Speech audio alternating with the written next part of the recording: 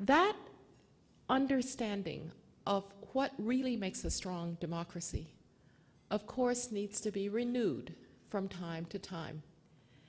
Sometimes it's renewed because circumstances make it impossible to keep going in the old way.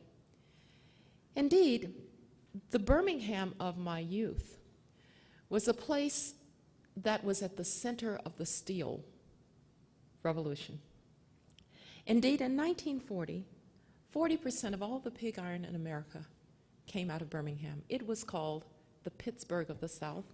Some of us thought Pittsburgh was the Birmingham of the North, but this was steel country.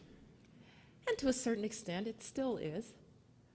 But with globalization and with the movement away from heavy industry, Birmingham would have to find new sources of wealth, new sources of jobs. It would have to renew itself. And oh, how it renewed itself. It renewed itself through the founding of whole new industries, particularly in medical technology, where if you go just down the street to the University of Alabama, Birmingham, you will not just see the leading edge of medical technology. You will see people who are thinking about that which has not even yet been thought about. Indeed, when I was provost of Stanford, another great medical technology center, I just want you to know I found myself recruiting against the University of Alabama, Birmingham an awful lot. It has given a whole new cast to this great city, which was once best known for Vulcan and what he represented in terms of the resources of Birmingham. And it would not stop with the medical industry.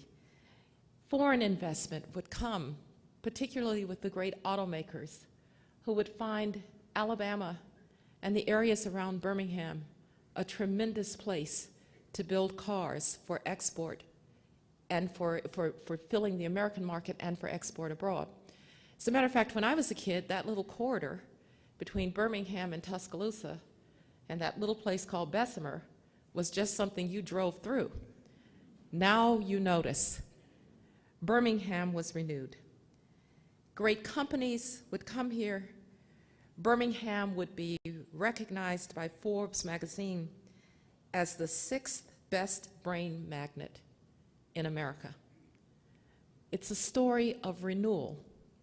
It's a story of building on the old, but a willingness to break the bonds of times past to move into the future. And in that regard, Birmingham would have to do something more. It would have to break the bonds with a city that was best known for racial prejudice and for segregation.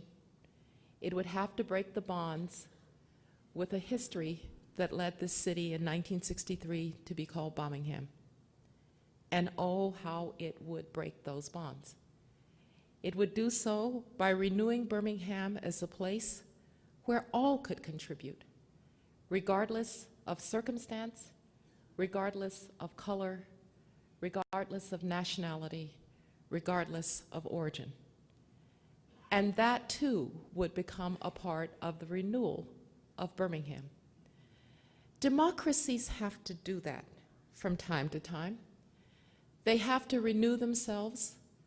They have to remember their past, but not become prisoner of it. They have to look to their future, but remember enough of how they got there not to make the same mistakes again. They have to be based on individual rights and institutions that enshrine them, on civic and civil society that allow individuals to express their own responsibility to their fellow citizens, through industry that employs and pushes human progress and human knowledge forward, and through community. And I am so grateful to have been born here in Birmingham, where people are expressing still that great sense of community.